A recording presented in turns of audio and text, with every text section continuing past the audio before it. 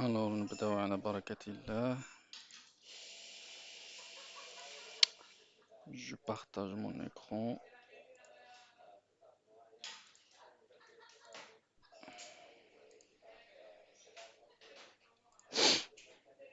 Vous voyez mon écran? C'est bon? Ok, merci. Alors, petite révision. Ce qu'on a vu la dernière fois, euh, on a vu comment faire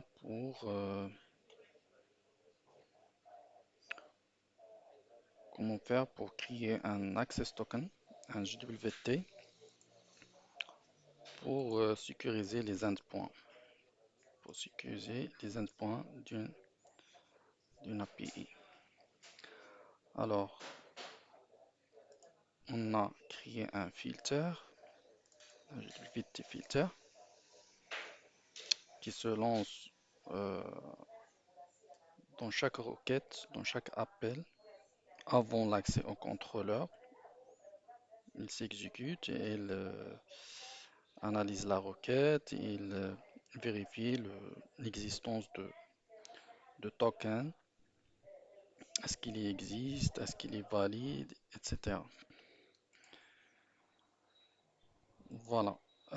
Aujourd'hui, on va voir un autre concept qui s'appelle le request token, un autre type de token qui permet de renforcer la sécurité d'une application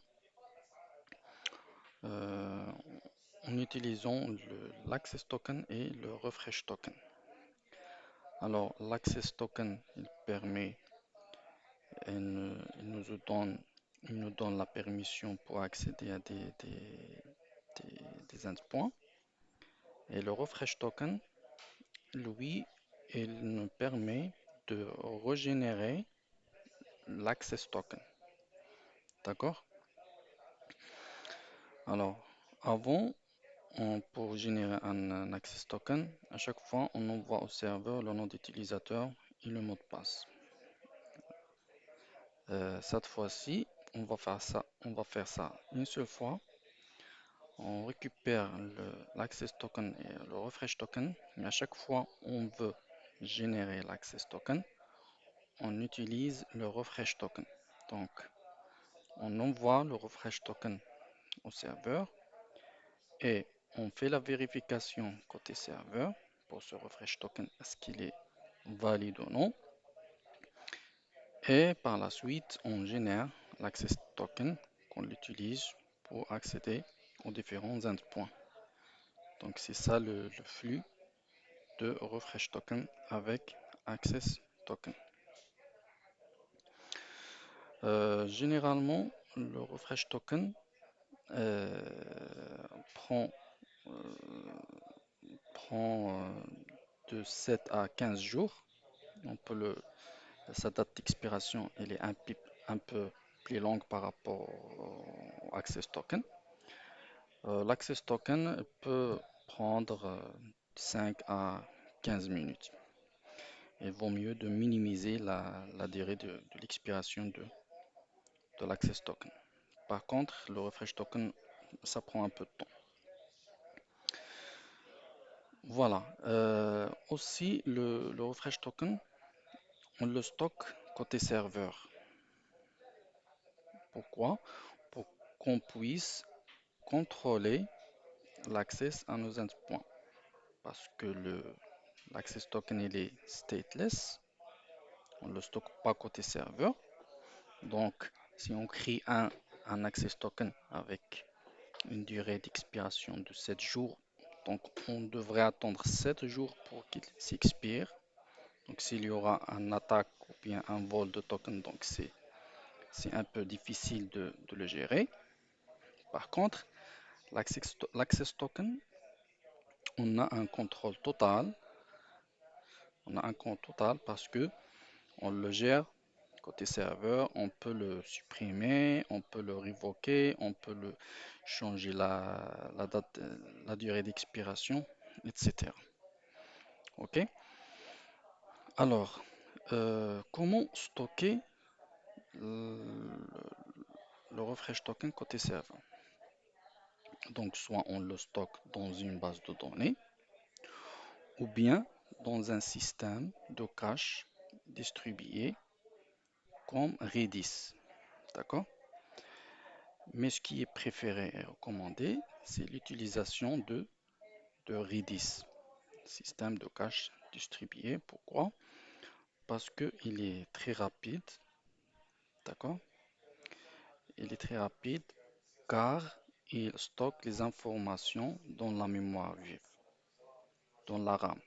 Par contre, les bases de données, les systèmes de bases de données stockent les données dans le disque dur. Donc, le temps d'accès à ces informations ou bien à ces données, il est un peu plus lent par rapport au système de cache Redis. Voilà. Alors, c'est clair jusqu'à là? Bien. Donc, ce qu'on va faire maintenant, euh, on va aller dans le contrôleur et on va changer un peu la méthode login. Avant, on avait l'autre expense, donc elle retourne seulement l'access token. Cette fois-ci, on va ajouter le refresh token. Refresh token, comme ça.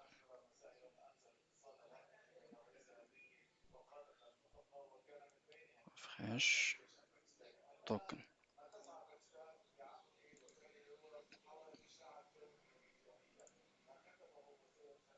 Voilà, je vais changer un peu le nom pour qu'il soit plus lisible. Je vais mettre ici, par exemple, access token et j'ajoute refresh token.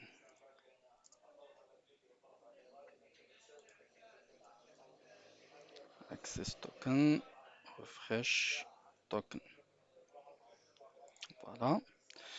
Donc, j'aurai besoin de créer un nouveau service qui gère les refresh tokens. Donc, dans la couche service, je vais créer une classe refresh token service, comme ça.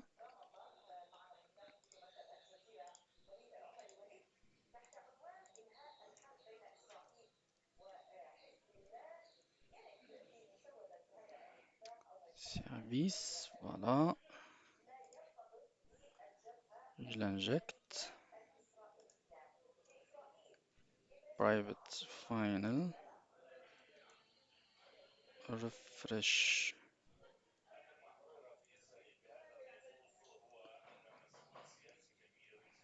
Alors, je vais supprimer le constructeur et utiliser la notation required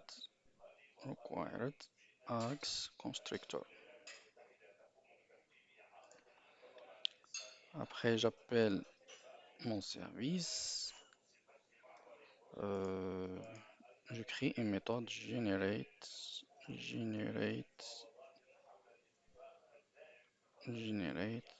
token.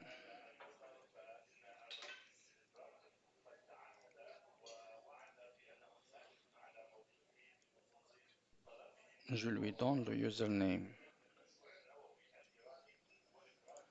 Voilà. Je crée la méthode.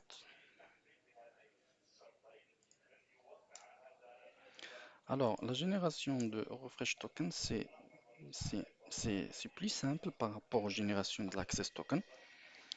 On n'a pas besoin de faire la signature, etc. Il suffit de générer un token. On peut même utiliser dans un premier lieu le UUID pour générer une chaîne de caractères unique. Même cette approche, elle n'est pas recommandée, mais on va tester avec ça. Après, on va voir ce qu'on va faire. Alors, Donc, on génère le token var token uuid.random uuid.toString. Voilà, ça c'est juste pour tester. Après, on va changer ça. Après, donc, comme je disais tout à l'heure, il faut enregistrer ce token dans le service Redis. D'accord? Donc, on, on a besoin maintenant de configurer ce service. Alors, donc, config, je vais ajouter une classe de configuration Redis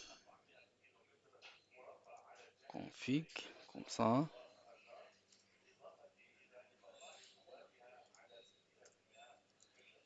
Configuration. Après, je crée un bin public string Redis template. Alors, je ne connais pas cette classe parce qu'elle n'est pas configurée dans le fichier POM. Donc, je vais l'ajouter ici. Donc, Redis, ça fait partie du package data.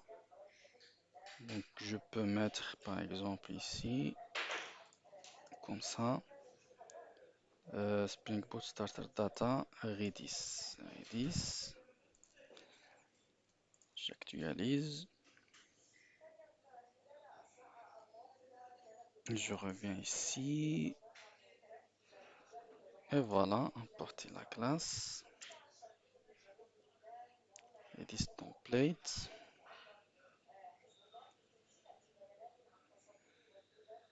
Redis template prend en paramètre un objet de type Redis Connection Factory. Donc Redis Connection.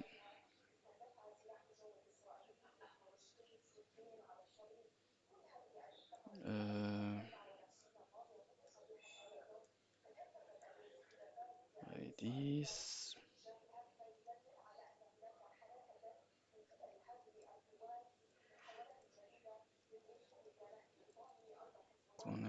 Connection.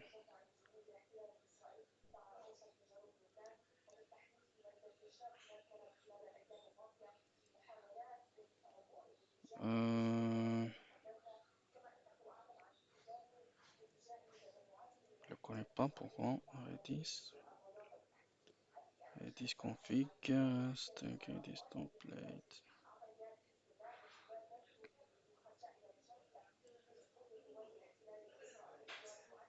Non, c'est pas ça. Normalement, comme ça, Redis Factory.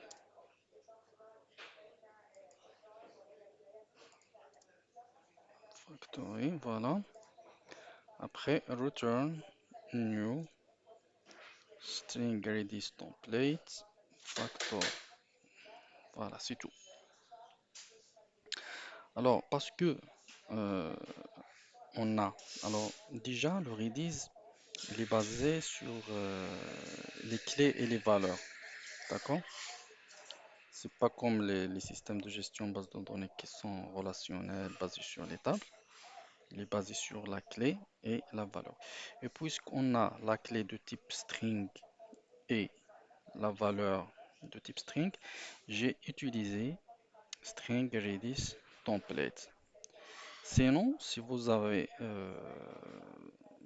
par exemple, pour l'objet, pour la valeur, il est pas string, il est d'autres types, vous pouvez utiliser public Redis template directement.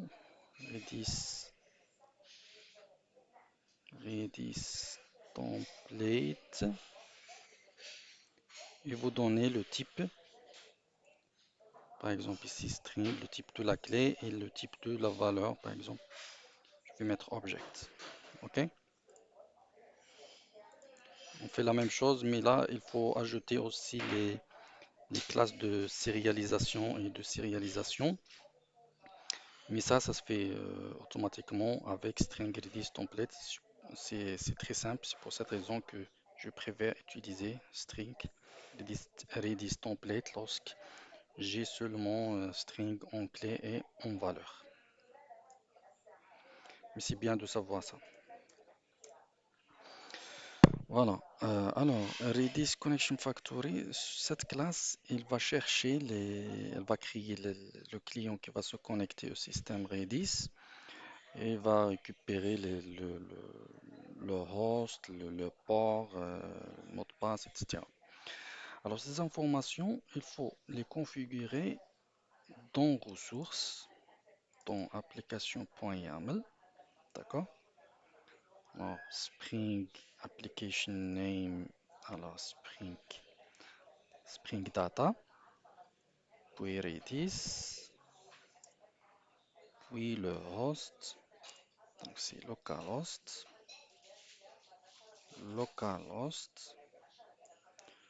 le port. Alors le port par défaut de Redis c'est 6379, comme ça. Et le password, si vous voulez utiliser password pour sécuriser vos données.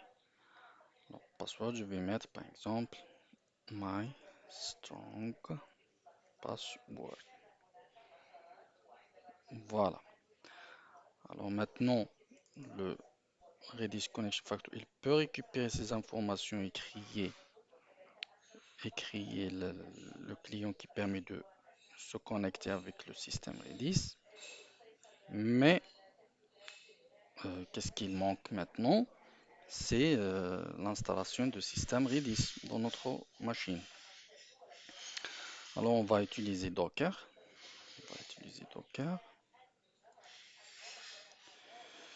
Euh, je vais voir est-ce qu'il est déjà en run.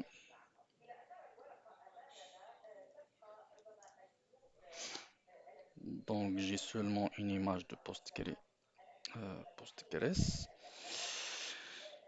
Alors, comment faire pour créer une image Redis? Donc, on utilise cette commande sudo docker run /t euh, -p 63 le port Redis la version 7 Redis server require pass my strong password. Alors, ce mot de passe qu'on a mis ici pour qu'on puisse connecter. Voilà, je vais vous envoyer cette commande. On lance l'exécution, puis on regarde. Alors, il est très rapide, il est déjà en exécution. D'accord? Voilà.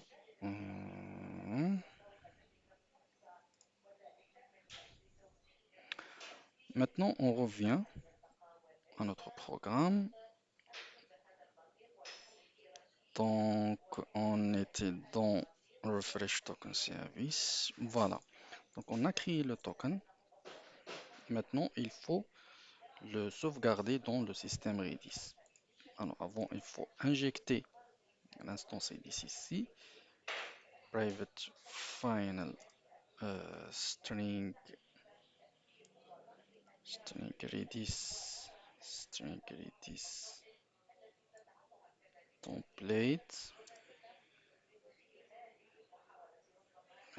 template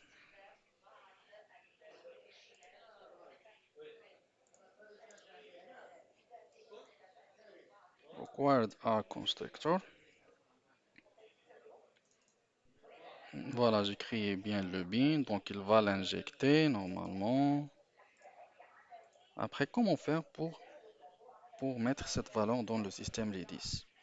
On fait comme ça, on appelle notre objet Redis template point ops for value point set. Alors 7 prend trois paramètres. la clé, la valeur et le TTL. Le TTL, c'est le time to life, c'est-à-dire la durée d'expiration de cette information. Sinon, c'est... voilà, oui, c'est ça. Alors, pour la clé, on va mettre le token, comme ça. La valeur, on met le username. Et la durée, on va appeler duration of days, par exemple, 7 jours. Voilà. Puis, on retourne le token qu'on a créé. Voilà, c'est comme ça. C'est très simple.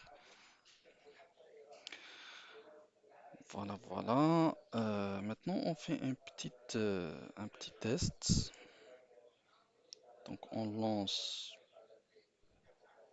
notre système.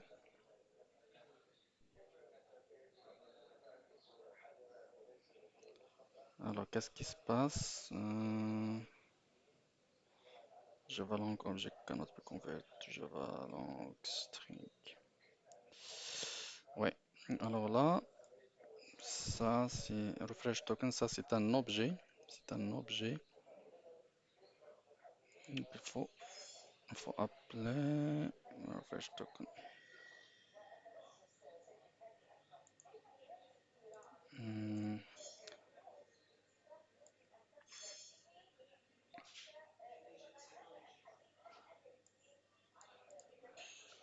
Alors l'autre réponse, c'est un string, c'est bon.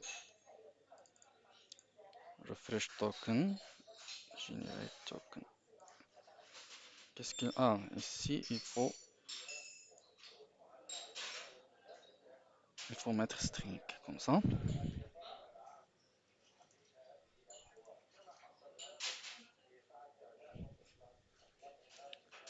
Voilà. Je pense on est bon.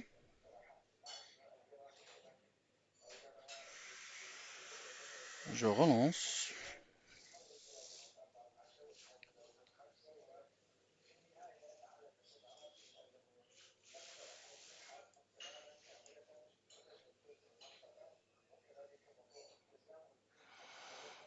Started. Ok, c'est bon. On fait un test avec Bruno pour voir à ce que on peut récupérer l'access token et le refresh token lors de l'authentification.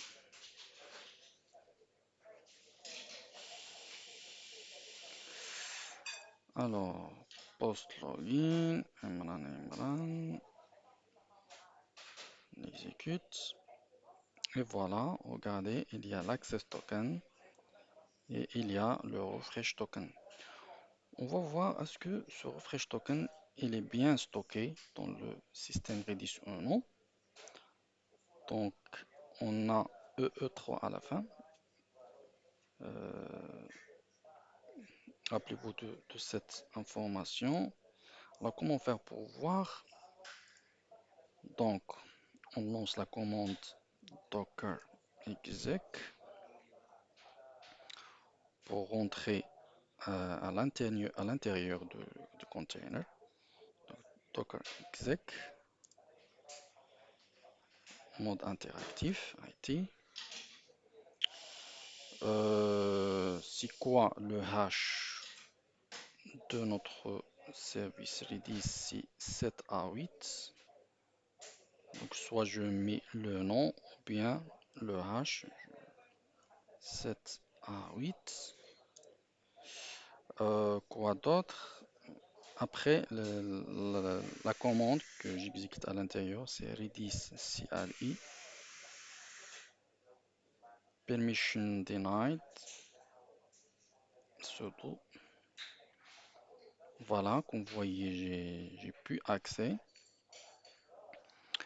Maintenant, pour voir les informations et ou bien les clés qui sont déjà stockées, je fais case étoile.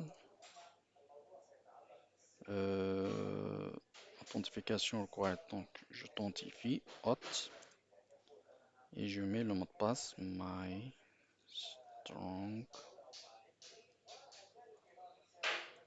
password. Ok.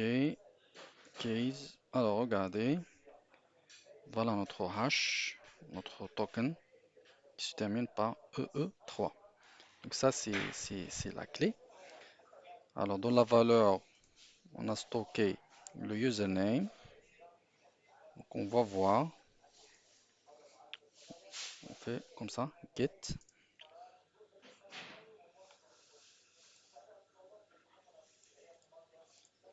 copier, coller, et voilà la valeur. Très bien. Si on veut supprimer cette valeur juste avec ici avec Redis Array, on peut mettre comme ça delete, del et on lui donne la clé. D'accord? Si on veut ajouter une nouvelle valeur, par exemple, on peut mettre comme ça set Khawla, Khawla, Khawla Fatima, par exemple. Case, vous voyez, alors, la clé c'est Khawla et la valeur c'est Fatima. Bon, on revient à notre programme. Donc, on est arrivé à générer le refresh token, l'access token. Maintenant, si on veut utiliser ce refresh token pour refresher l'access token. Donc déjà, on, on- on a besoin de créer un nouvel endpoint qui fait ça. Donc, je vais créer un nouvel endpoint post mapping hot refresh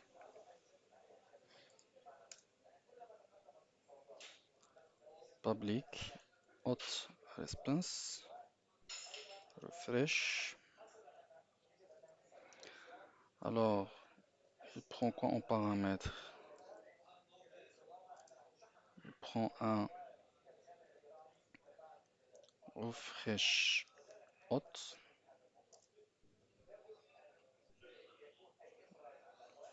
refresh request par exemple.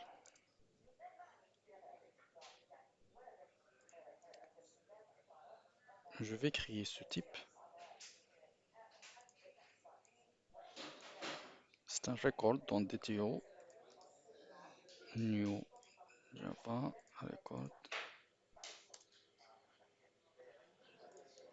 refresh request. Prend un seul paramètre type string refresh token. C'est bien de travailler comme ça. Je l'importe. Voilà. Alors, cet endpoint, il va nous permettre de régénérer l'access token. D'accord? Mais avant, il faut vérifier que ce refresh token, il est valide. C'est-à-dire qu'il existe dans le système Redis. D'accord? Donc pour cela, on devrait créer une nouvelle méthode qui permet de vérifier ça. Donc, qui permet de vérifier ça et il nous récupère la valeur. La valeur, c'est quoi? C'est le username pour qu'on puisse l'utiliser pour la génération de l'access token. Je vais faire comme ça, string username égale, j'appelle le service refresh token, pardon, refresh token service, puis je crée la méthode verify token.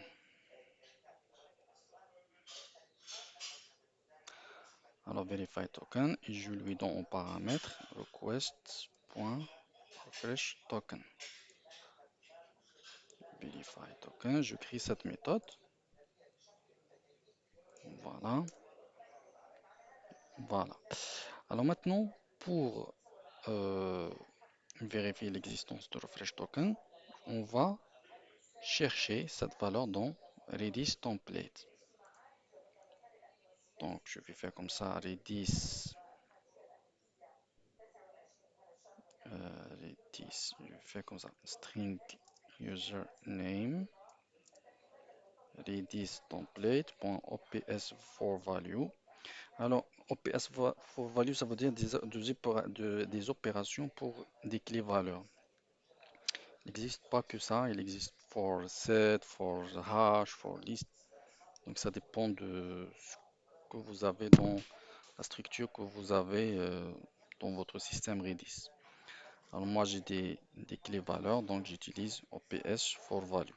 Puis, alors tout à l'heure j'ai utilisé set, maintenant je vais utiliser get. C'est très simple. Donc get, je lui donne la clé. La clé c'est quoi? C'est le refresh token. Donc il va chercher la valeur à partir de cette clé dans le système Redis, qui est un username. Donc si il existe, il va la mettre ici. Voilà, après on fait une vérification à ce que le username est rempli ou non. Donc if username égale à nul, on génère une exception, throw new runtime exception token, refresh token invalide, c'est-à-dire qu'il n'existe pas.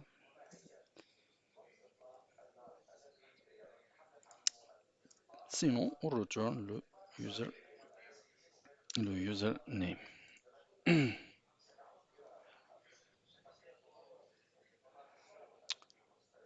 Voilà, c'est tout. C'est très simple.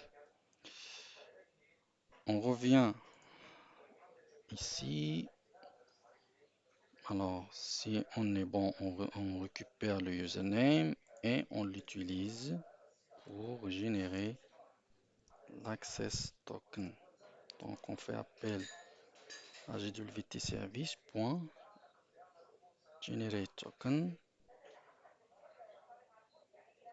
à partir du username. Et on retourne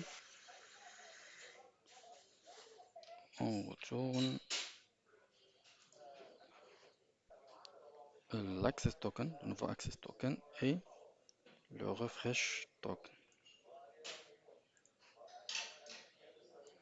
Refresh token il est là, request,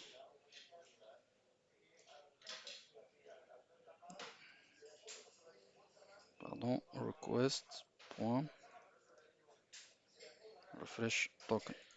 Alors cette fois-ci on va garder le même refresh token, mais ce qui est conseillé et recommandé pour mieux sécuriser ça, il faut faire la rotation de refresh token. Ça veut dire quoi la rotation? Ça veut dire que même si le refresh token est là 7 jours ou bien 15 jours pour la durée d'expiration, mais à chaque fois qu'on fait un refresh, on refresh l'access token et aussi le refresh token. Donc c'est ça ce qui est recommandé. Donc on supprime l'ancien refresh token et on crée un nouveau. Donc à chaque fois, on aura un nouveau refresh token et un nouveau request token. Donc ça c'est pour renforcer la sécurité. Voilà, alors maintenant on va tester ça. Donc je relance.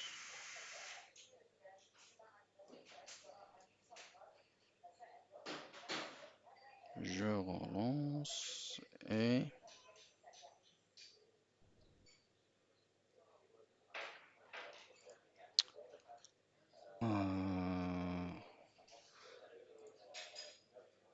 je crie la première fois le refresh token et je l'utilise pour refresher. Donc j'utilise lent.refresh token comme ça. Je lui donne le refresh token et voilà, il m'a généré un nouvel access token. Il a gardé toujours l'ancien refresh token. Regardez ici l'access token il se change. Par contre ça c'est toujours fixe. Alors on va fixer ça. On va fixer ça. Comment faire? Au lieu d'utiliser le request, l'ancien refresh token, on va créer un nouveau refresh token. Refresh token. W type service. Non. Refresh token service. Point. Generate token. Username. OK. Et on n'oublie pas de supprimer l'ancienne. Donc refresh token service. Point. Delete. Delete l'ancienne. Donc c'est request. Point refresh token. Comme ça. Ici, je mets new refresh token et je crée la méthode delete. Donc, comment faire pour deleter? Redis template point delete directement refresh token. Comme ça, on le supprime du système Redis. Voilà, je relance.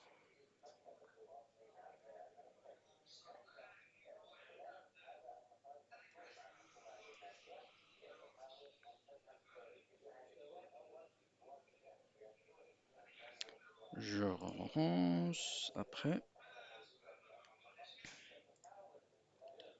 je crée un nouveau refresh token et je fais comme ça.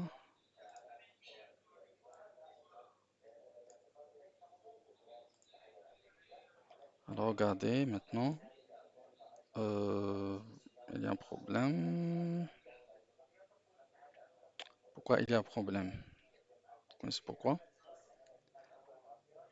Parce que j'ai supprimé l'ancien refresh token, donc c'est normal. Donc il faut utiliser le nouveau refresh token. On fait comme ça. On prend celui-là.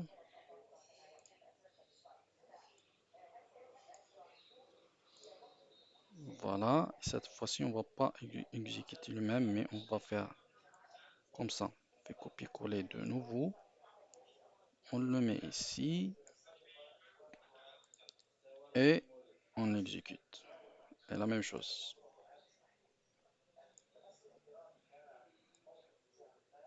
Chaque fois, on utilise le new refresh token. Voilà, très bien, ça marche. Il me reste dernier point, c'est alors regardez, j'ai déjà un message ici, refresh token invalide. Il n'est pas, c'était pas affiché ici parce que j'ai pas configuré le controller, le REST advice controller pour gérer les exceptions. Vous pouvez le faire. Maintenant, je reviens vers le refresh token. Alors, au début, j'ai dit qu'on va seulement tester avec ça, mais ce qu'il faut faire normalement pour générer un vrai token, on peut utiliser, secure random, donc un objet de type security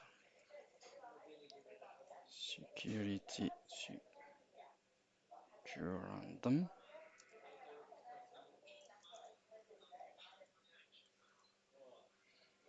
Comme ça.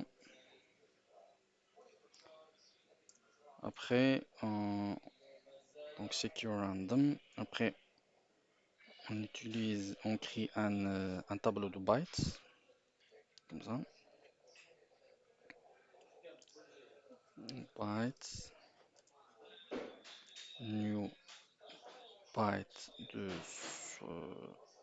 64 par exemple. Donc on a créé un tableau de bytes. Maintenant il est vide. On va le remplir avec secure random avec des valeurs aléatoires. On fait comme ça, secure random next byte. On lui donne le tableau, puis le token, c'est quoi? Je vais commenter ça. Var token. Donc pour le token, je vais utiliser. Donc maintenant, j'ai du byte ici. Donc, je vais utiliser un base 64 encodeur que vous connaissez déjà. On a déjà parlé de ça dernière fois. Donc, base 64 point get. Donc, soit on utilise get encoder ou bien get URL encoder. Alors, il vaut mieux d'utiliser get URL encoder. Pourquoi? Parce que si save, elle va pas générer des caractères spéciaux qui, qui peut poser des problèmes lors de transfert des données ou bien dans le stockage dans les cookies ou bien les transférer dans des requêtes HTTP. Donc, ce qui est recommandé, c'est d'utiliser URL encode. Il va ignorer certains caractères, surtout des caractères spéciaux, des caractères binaires. Alors, get URL encoder point encode to string bytes. On lui donne le tableau qui est maintenant rempli. Et voilà, c'est ça notre token. On va tester ça. Donc je relance,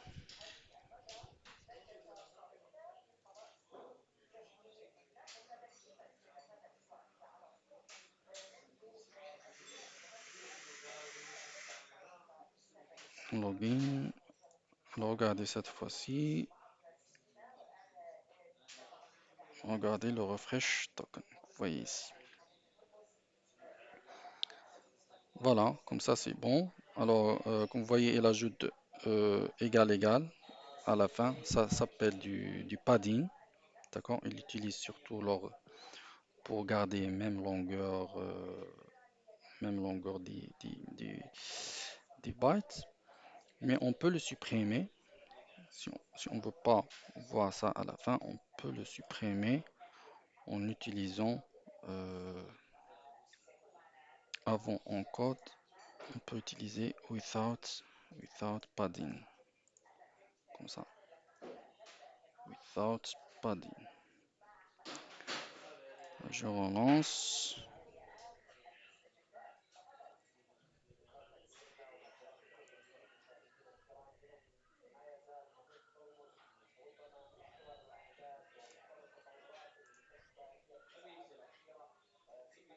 Et voilà. Très bien. Donc voilà, c'est tout pour aujourd'hui.